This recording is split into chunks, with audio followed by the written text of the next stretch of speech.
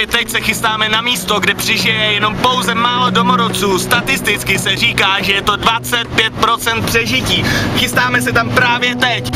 Vyskočím z auta a zkusím přežít. Právě jsme přijeli na místo určení. Je to tady fakt nebezpečný, jdeme!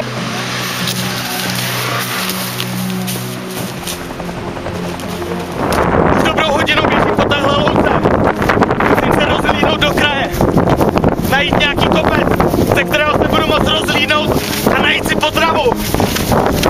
Krajina je opravdu nehostinná. Všude je tady samá bažina. Kouká to. Nevím, jestli dokážu vůbec přežít. Snad najdeme kopec tamhle, v té dálce. Utíkáme jako život. Přežije tu pouze 25% domorodců. Zabíhám na konec louky, našel jsem cestu, já si vyšlapaná od dobytka.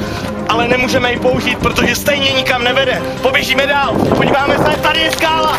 Vyšplhám nahoru.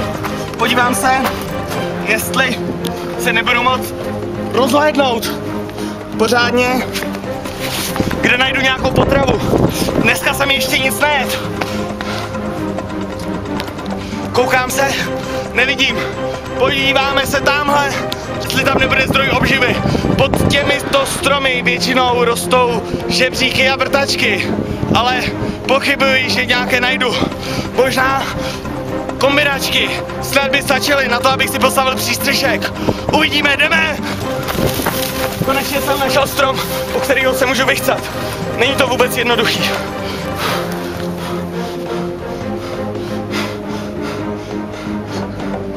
Jo, jde to. Šije se fakt dobře. To je úleva. Musím najít místo, kde si umyju ruce, protože bez těch rukou si nemůžu najít vůbec potravu. Musíme to otřít od trávu, protože potůček se tady nedá najít. Že asi bouřka, musíme zjistit podle síly větru. Bouchá nám tady něco za zády. Asi výbušné plyny. Je to tady nebezpečná zem, budu radši pokračovat. Zdá se, že se žene bouřka. Musím si najít přístřešek, zřejmě tamhle nahoře.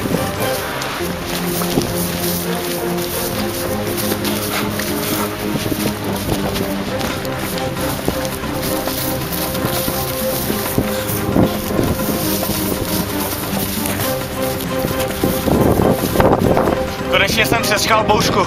Přihnal se ho tamhle tuď a šla úplně tam. Naštěstí můj přístřešek mi postačil a musíme jít dál. Konečně jsem našel místo, kde si můžu udělat přístřešek. Jsme to tady. Stromy vypadají jako, že se pod ním má odpovědně spát. Podíváme se, co je pod nimi. Tyto stromy jsou označovány místními šamany. Stromy, pod kterými se dá spáti. Ovšem, jsou pod nimi nářky, ano, jeden jsem našel. Výborně, můžu se konečně pořádně vyspat. Ještě, že mám s sebou šálu v mojí výbavě.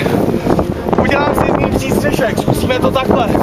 Ano, nebude na mě pršet. Tak jdeme spát. Není čas na odpočinek. Musíme pokračovat, najít nějakou stravu. Snídaní je totiž nejdůležitější část celého dne. Rozhlídneme se po kraji, najdeme potravinu. Je to těžký utrhnout, ale otevřít se to dá snad taky. Jasně, jestli tady není nějaký nástroj, není, zkusím to zbavit.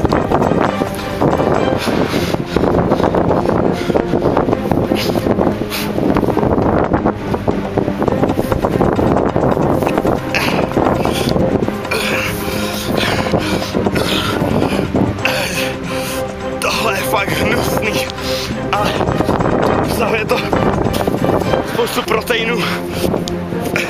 Dá mi to výživu na celý den.